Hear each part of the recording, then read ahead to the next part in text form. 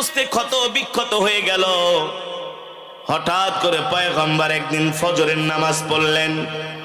ফজরের নামাজ পড়ার পরে দেখেন পয়গম্বরের জিহ্বার মধ্যে পোকা ধরা শুরু হয়েছে, পচন শুরু হয়ে গেছে।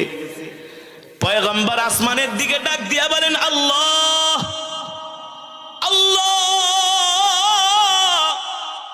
আল্লাহুম্মা গফির ওয়ারহাম। আল্লাহ আপনি আমার উপর রহম করেন, দয়া করেন। আল্লাহ আপনি আমাকে শেফা করেন।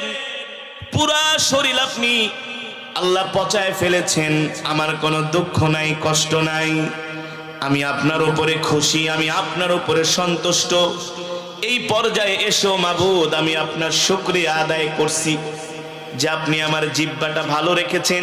অন্তত এই জিহ্বাটা দিয়া আমি আপনার মধুর জিকির করতেছি। আল্লাহু আকবার। তবে মালিক আজকে দেখতেছি